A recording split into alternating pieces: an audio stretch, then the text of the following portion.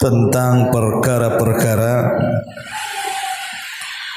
dari dosa-dosa yang mengakibatkan kefakiran dan kemiskinan kepada kita. Ma'asyiral muslimin yang dimuliakan Allah Subhanahu wa taala, di dalam surah Al-Qasas, ketika Allah Subhanahu wa taala bicara tentang kisah Qarun, Allah Subhanahu wa taala berfirman,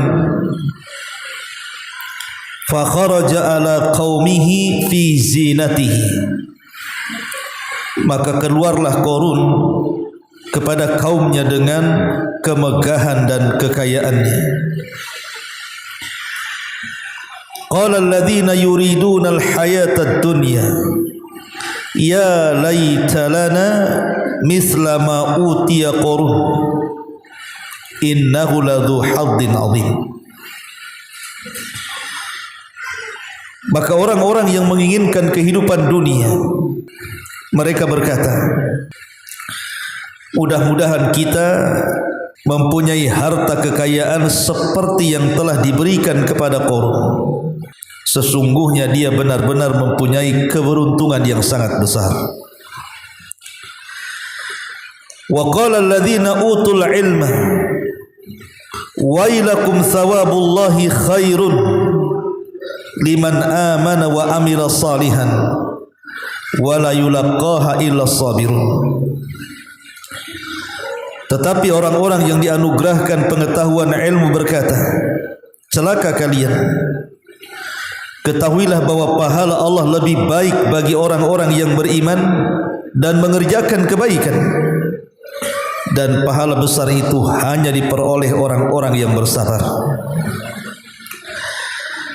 Fa khasafna bihi wa bidarihi al-ardha fama kana lahu min fi'atin yansuruna min dunillah wa ma kana minal muntasirin wa asbaha alladhina tamannaw makanahu bil amsi yaqulun wa ka'anna Allah yabsutur rizqa liman yasha min ibadi wa yaqdiru laula an manna Allahu alaina la khasafa bina wa ka'annahu la yuflihul kafirun. Maka kami benamkan Qarun bersama rumah-rumahnya ke dalam bumi, maka tidak ada baginya satu golongan pun yang akan menolongnya selain Allah, dan dia tidak termasuk orang-orang yang dapat membela diri. Dan orang-orang yang kemarin mengangan-angankan kedudukan Qarun, tiba-tiba mereka berkata, duhai benarlah kiranya Allah yang melapangkan rizki bagi sesiapa yang dikehendaki di antara hamba-hambanya, dan juga membatasi bagi sesiapa yang dikehendakinya di antara hamba-hambanya. Sekiranya Allah tidak melimpahkan karunia-Nya kepada kita, tentu Dia telah membenamkan kita pula seperti Qarun. Aduhai benarlah kiranya tidak ada keberuntungan bagi orang-orang yang mengingkari nikmat Allah Subhanahu wa taala. Ma'asyiral muslimin wal muslimat rahimani wa rahimakumullah. Penggalan kisah Qarun ini memberikan inspirasi kepada kita bahwa harta itu memang menyilaukan manusia. Lihat orang-orang yang memandang harta Qarun di zaman Qarun, mereka menginginkan seperti yang dimiliki Qarun. Makanya mereka mengatakan, ya laita lana mithla ma utiya Qarun. Duhai kiranya Allah Subhanahu wa taala memberikan seperti yang Allah berikan kepada Qarun juga diberikan kepada kami. Begitulah orang-orang ketika memandang harta, pasti mereka hendak menghendaki harta yang dimiliki orang lain. Seperti itulah Allah anugerahkan kepada mereka, seperti itu pula Allah anugerahkan kepada kita. Itu maunya manusia seperti itu. kalau yang dikejar hanya kehidupan dunia. Tapi lihat orang-orang yang diberikan pengetahuan ilmu agama, justru sebaliknya dan mengatakan wailakum thawabullahi khairun, celaka kalian, pahala Allah itu jauh lebih baik, liman amana wa amila salihah, bagi orang-orang yang beriman dengan hari akhir dan mengerjakan kebaikan, wala yulaqqaha illa sabirun, dan pahala yang besar itu tidak diperoleh kecuali orang-orang yang sabar. Ma'asyiral muslimin yang dimuliakan Allah Subhanahu wa taala, dari sini kita tahu bahwa tabiat manusia, ada orang-orang itu yang diberikan harta kekayaan banyak hartanya, bahkan kita katakan cukup hartanya, tetapi merasa miskin hidupnya. Jadi ada orang-orang yang diberikan kekayaan melimpah tetapi merasa miskin hidupnya. Kenapa? Karena tidak ada sifat ta'affuf, iffah, merasa cukup dengan pemberian Allah Subhanahu wa taala dan tidak meminta-minta kepada orang. Kebanyakan orang-orang kaya yang mereka miskin itu karena mereka masih memandang harta yang lainnya, rupanya yang lain jauh lebih kaya dibandingkan dirinya. Ataupun mungkin dia ingin memperkaya dirinya dengan cara culas. Boleh jadi mungkin dia berbisnis dan di dalamnya penuh dengan kecurangan, padahal kekayaan sudah banyak tuh. Maka orang yang seperti ini walaupun kaya tetap dianggap miskin, karena dia tidak pernah merasa cukup dengan pemberian Allah Subhanahu wa taala. Ma'asyiral muslimin yang dimuliakan Allah Azza wa Jalla, yang ingin saya jelaskan di malam hari ini adalah ada beberapa dosa yang akan mengakibatkan terhalangnya rizki Allah Subhanahu wa taala. Boleh jadi kita akan menjadi miskin setelah Allah berikan kekayaan kepada kita. Dosa apa saja itu?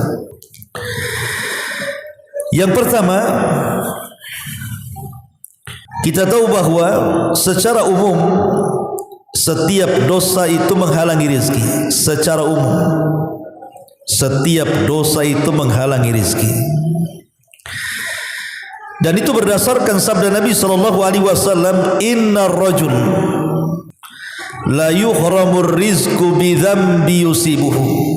Sesungguhnya seseorang itu diharamkan rizki padanya disebabkan dosa yang dilakukannya. Jadi dosa apapun secara umum adalah bisa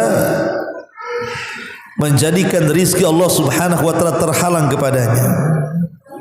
Ini secara umum. Adapun secara khusus, di antara dosa-dosa yang mengakibatkan kefakiran itu, pertama, riba. Karena itu berdasarkan firman Allah Subhanahu wa taala, yamhaqullahu riba wa yurbis sadaqat.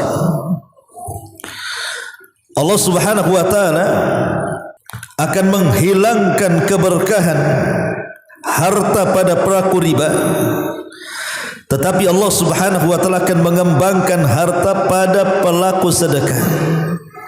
Yamhaqullahu riba wa yurbis sadaqat.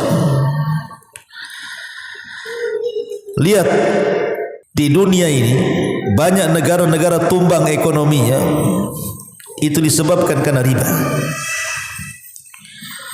Banyak sekali negara-negara yang tumbang terlilit dengan hutang luar negeri, untuk membayar bunganya saja kesulitan, apalagi pokoknya. Belakangan akhirnya kolap negara tersebut. Itu skala besar negara. Skala pribadi, individu, sudah kita saksikan di masyarakat kita, orang-orang yang pinjam-pinjam uang di penjol-penjol itu. Pinjol ke penjol tuh, kurang lebih lah ngomongnya. Atau rentenir lah senangnya kan. Lihat, ketika mereka tidak sanggup kemudian membayar, sampai di antara mereka ada yang gantung diri juga. Ya, karena Allah Subhanahu wa taala sudah memberitahu dalam Quran loh. Rasul 14 abad yang silam sudah diberitahu oleh Allah Subhanahu wa taala, yamhaqullahu riba wa yurbi sadaqah.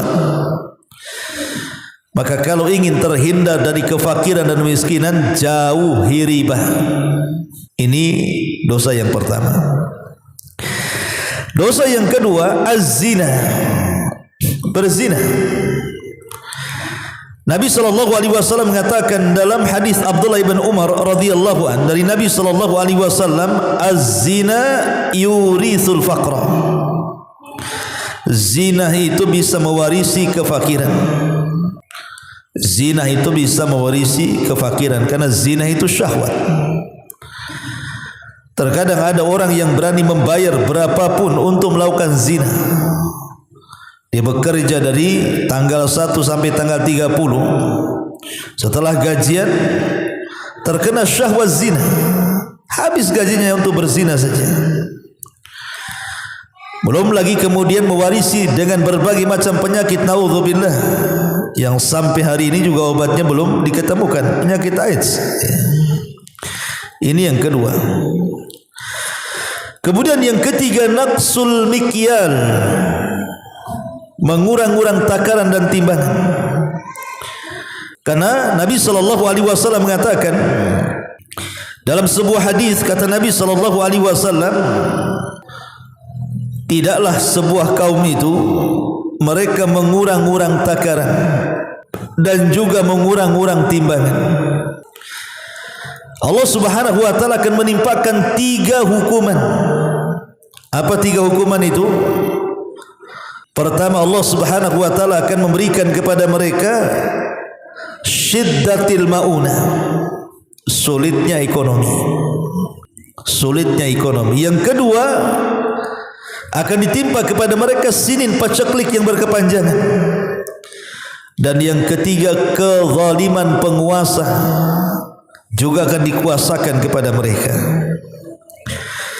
Jadi orang-orang yang curang dalam dagang, kata Nabi SAW, malam yanqusul mikyala wal mizan, tidaklah manusia mengurang-urang takaran dan timbangan, illa ukhidu bis sinin wa syiddatil maunati wa jawri sultan, kecuali akan ditimpakan kepada mereka paceklik yang berkepanjangan atau susahnya ekonomi atau dikirim kepada mereka penguasa zalim.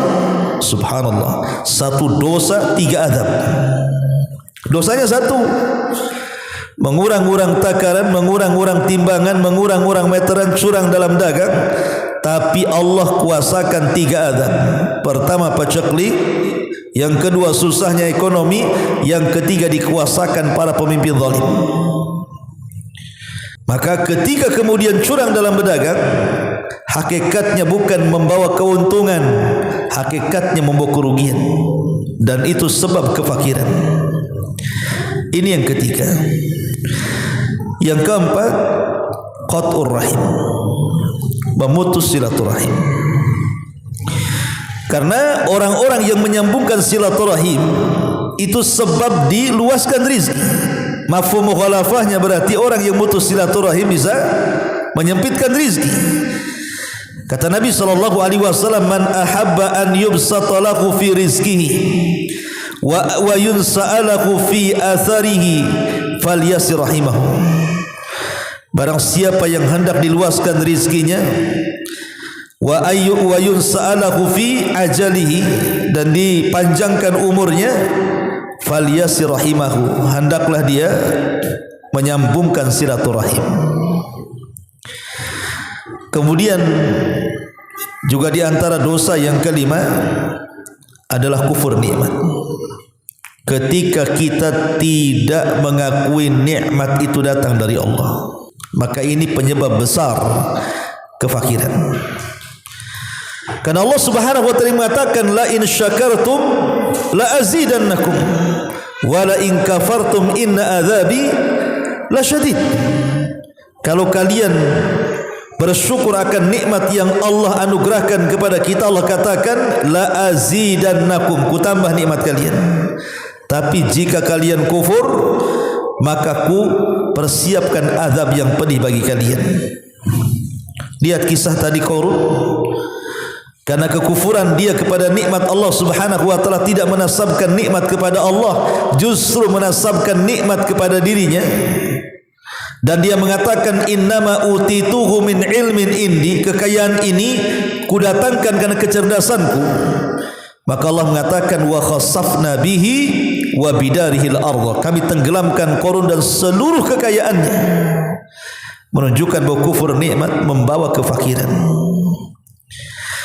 Ma'asyiral muslimin yang dimuliakan Allah Subhanahu wa taala, atau disebabkan perkara lain. Jadi yang menghalangi seseorang itu untuk kaya dan menyebabkan kefakiran itu, selain daripada 5 maksiat ini, boleh jadi mungkin seorang hamba mereka hanya berpegang kepada tawakal dan tidak mengambil sebab. Kalau hanya tawakal saja ikhwan, tapi tidak mengambil sebab, enggak mungkin orang itu kaya-kaya, tetap aja miskin dia. Hari-hari ke masjid, berdoa kepada Allah, ya Allah berikan kekayaan, luaskan rizki, mudahkan pekerjaan, tapi jogrok terus di masjid, tidak pernah keluar. Tiap hari dari pagi sampai sore di masjid, besoknya gitu lagi, tidak mau kerja. Kita tidak mengingkari rizki Allah itu ada 2. Ada yang datang tanpa usaha, ada yang datang dengan usaha. Memang rizki Allah itu ada 2 tadi. Ada yang datang tanpa usaha. Ya, memang tanpa usaha pun tetap saja Allah kasih makan kepada kita lewat orang lain. Tetapi ada rizki itu juga yang harus diupayakan. Itulah yang disebut dengan akhdhu bil asbab, mencari sebab. Dan Rasul mengatakan 99% rizki Allah itu ada di perniagaan. Mengambil sebab jadi peniaga, ya. Kemudian juga kebakilan. Bakhil ini sebenarnya ikhwan bukan malah memperkaya diri, justru menjadikan penyebab kefakiran. Karena hakikat orang bakhil itu dia fakir walaupun dia kaya, karena hatinya terikat dengan dunia, merasa kurang sehingga kalau diinfakkan tu takut habis tu. Itulah fakirnya orang bakhil itu. Padahal bakhil itu tidak akan merubah takdir. Sebagaimana infak juga tidak akan merubah takdir, justru orang infak ditambah pula hartanya. Karena pikiran orang bakhil itu, biasanya kalau saya infakkan habis uang saya.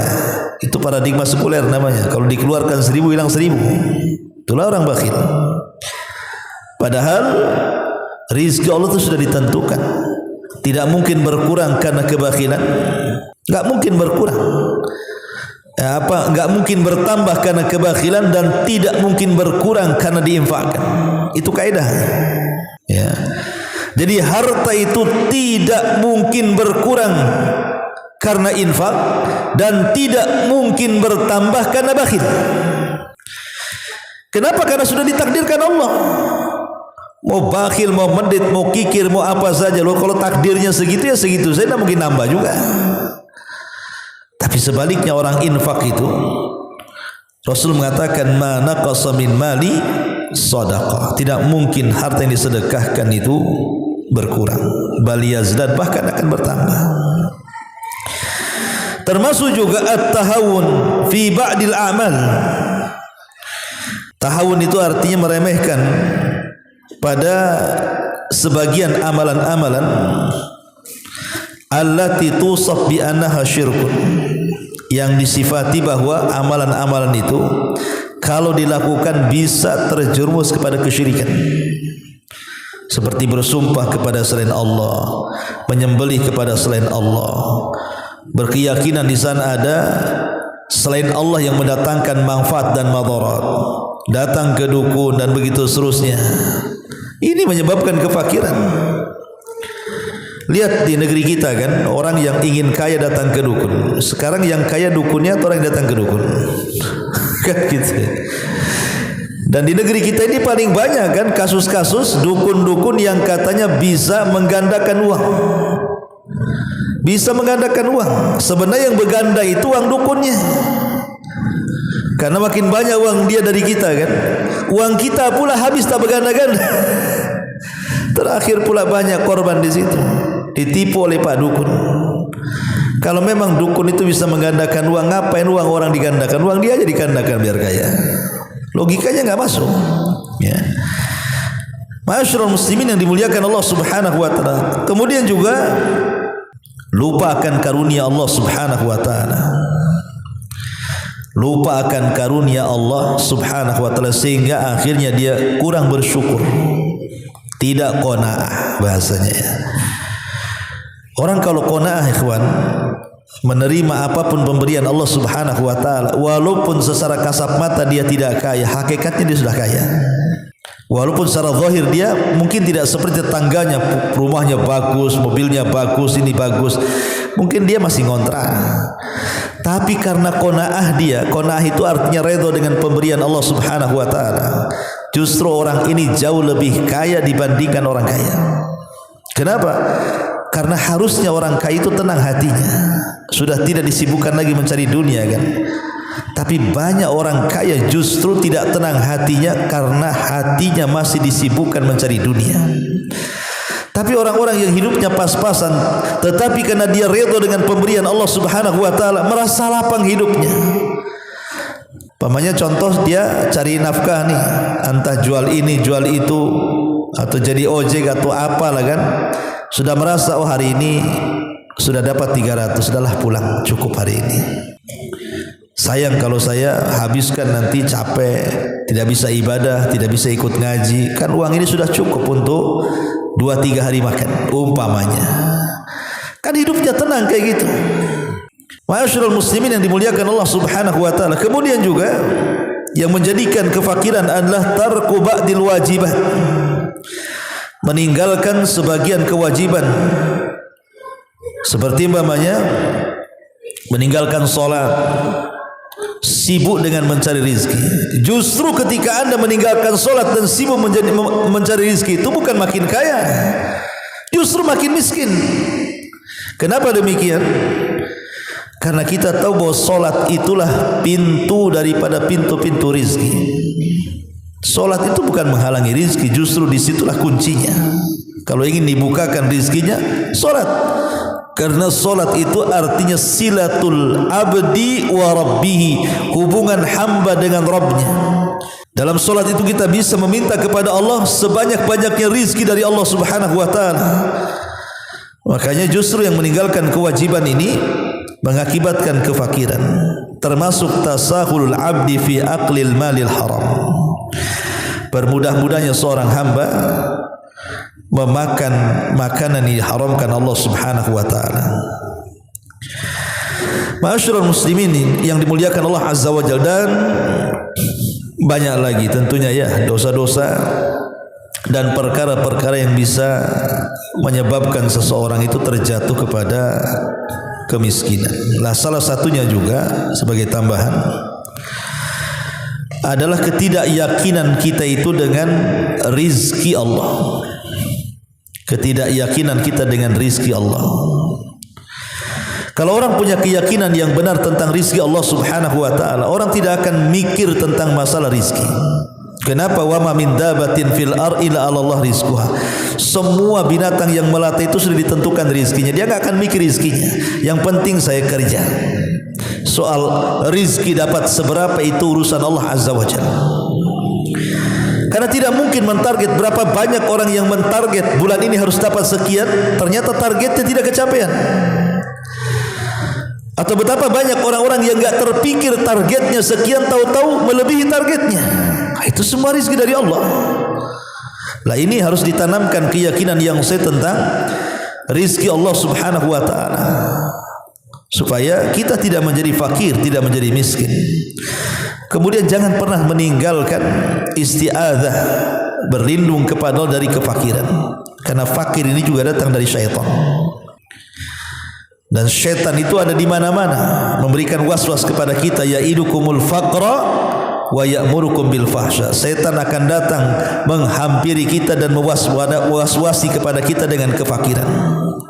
Makanya kemudian banyak-banyaklah berlindung kepada Allah Subhanahu wa taala dari kefakiran ini. Ma'asyiral muslimin wal muslimat rahimani wa rahimakumullah. Lalu apa yang harus kita lakukan? Ataupun amalan-amalan apa yang bisa menghilangkan kefakiran itu? Yang pertama, tahqiqut taqwa. Wujudkan takwa. Kita tahu wasiat yang terakhir dalam Quran apa? Takwa.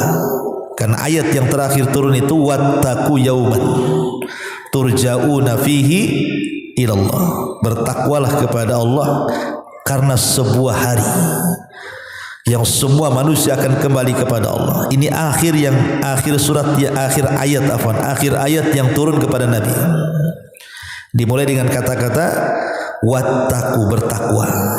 Dari sini kita tahu bahwa takwa itu akhir wasiat Quran. Takwa itu akhir wasiat Quran. Dan Allah Subhanahu wa taala di banyak ayatnya menjelaskan tentang hakikat takwa itu mendatangkan kekayaan. Lihat ayat secara umum Allah mengatakan apa? Walau anna ahlal qura amanu wattaqau la fatahna alaihim barakatim minas samai wal ardh. Kalaulah penduduk negeri itu mau beriman dan bertakwa, kami buka kepada mereka berkah langit dan bumi. Ini secara umum. Adapun secara khusus Allah mengatakan apa?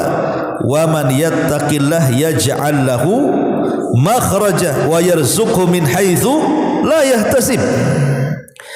Siapa yang bertakwa kepada Allah Subhanahu wa taala, maka dia akan dicarikan setiap kesulitannya jalan keluar dan akan diberikan rizki dari arah yang tidak disangka-sangka. Ma'asyiral muslimin yang dimuliakan Allah Azza wa Jalla. Dahulu ada seorang ulama salaf, saya lupa namanya, ulama salaf ini, kalau tidak Al-Asma'i atau Al-Imam Al-Asam, siapa wallahu a'lam. Yang jelas bahwa ulama ini hidup di satu daerah. Jadi dia kepikiran ingin berangkat haji. Ulama salaf ini ingin berangkat haji. Masalahnya dia tidak punya biaya, tapi keinginan dia ingin berangkat haji itu besar sekali karena kerinduan kepada Ka'bah itu sudah menyelimutinya dan dia ingin berangkat haji. Tapi keluarganya melarang dan mengatakan bahwa kalau engkau berangkat haji, siapa yang akan memberikan rizki kepada kami? Engkau yang kerja. Kalau engkau pergi, siapa yang bekerja di rumah ini? Tetapi ada salah satu putrinya meyakinkan ayahnya yang merupakan ulama ini, pergi saja wahai ayahku, Allah Subhanahu wa taala pasti akan memberikan rizki yang lain kepada kita. Akhirnya betul-betul mendapatkan nasihat dari anak putrinya, salah satu anak putrinya ini, tenang dia, berangkatlah dia pergi haji dengan modal pas-pasan.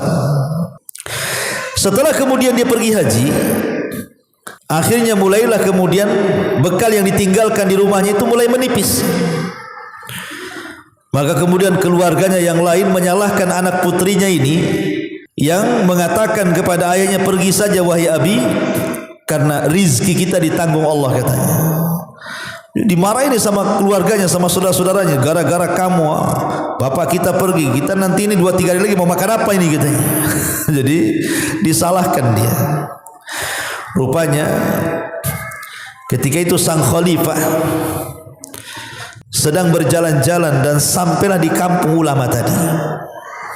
Sang khalifah ini dengan ajudan-ajudannya itu sedang safar sampai di desa itu.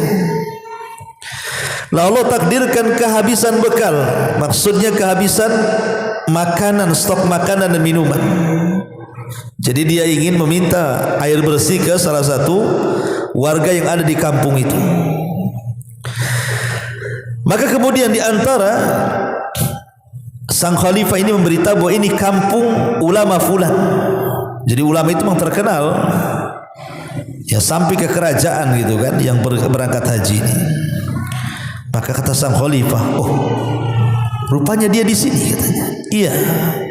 Kalau gitu kita datangi rumahnya katanya.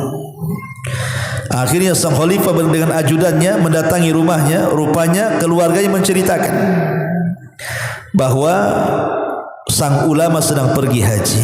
Lah, sang khalifah ini melihat kondisi rumahnya sangat kesian. Tidak ada barang-barang berharga dan nampak sedang kekurangan dan hajat kepada kebutuhan hidupnya besar. Akhirnya sang khalifah mengatakan kepada ajudan-ajudannya, kita sudah sampai di desa ini.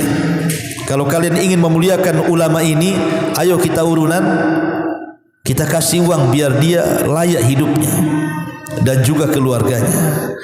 Akhirnya urunan, kemudian diberikan uang untuk keluarga itu.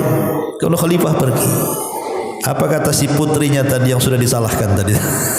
Lihat, apa kataku katanya. Rizki kita itu ditanggung Allah katanya. Bayangkan, ya kan? Masyaallah muslimin yang dimuliakan Allah Subhanahu wa taala. Bahkan kalau tidak salah di zaman siapa ya? Khalifah Imam Malik Abu Hanifah, saya lupa. Jadi ada seorang wanita. Wanita ini miskin. Kerjanya ya membuat pintalan itu, menenun ya. Jadi kadang 3 hari baru selesai nenun itu. Nanti dijual murah, paling bisa untuk 1, 2, 3 hari aja dia makan. Sehingga dia harus menenun setiap hari, kalau tidak makan.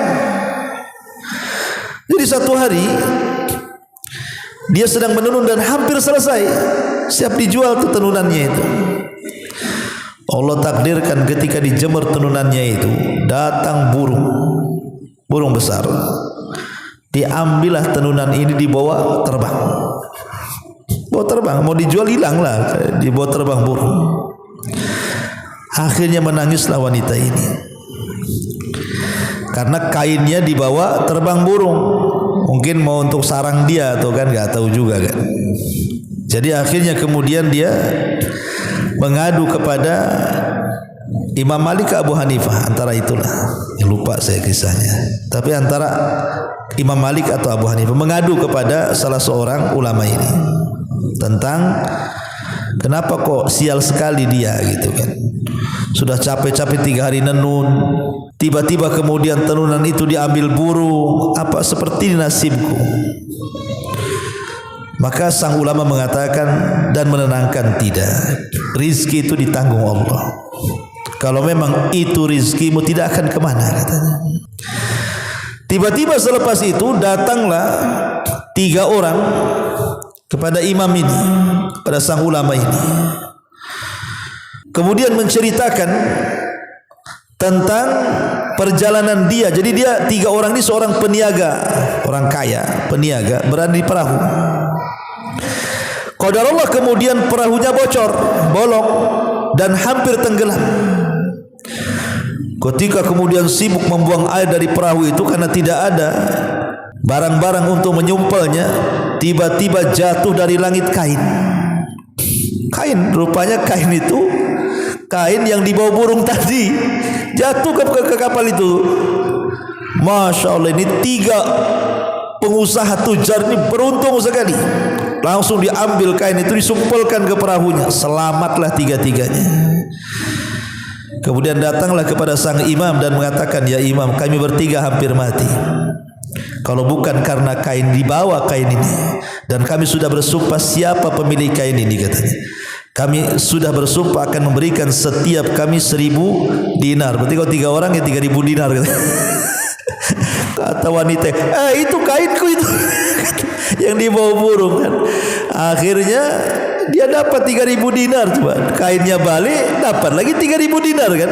Rizki itu datang dari Allah, bukan dari siapa-siapa. Rizki itu datang dari Allah. Kalau Allah berkehendak, Allah bisa membuat orang kaya mendadak. Sebagaimana kalau Allah berkehendak, Allah buat dia miskin mendadak pun bisa. Itulah ma'asyiral muslimin, karena tadi takwallahi azza wa jalla. Yang kedua, ya, as-sadaqah. Memperbanyak sedekah. Memperbanyak sedekah itu sekali lagi Kalau kita yakin dengan sedekah itu bisa mendatangkan rezeki, insyaallah ini mujarrab. Ya. Terbukti gitu kan.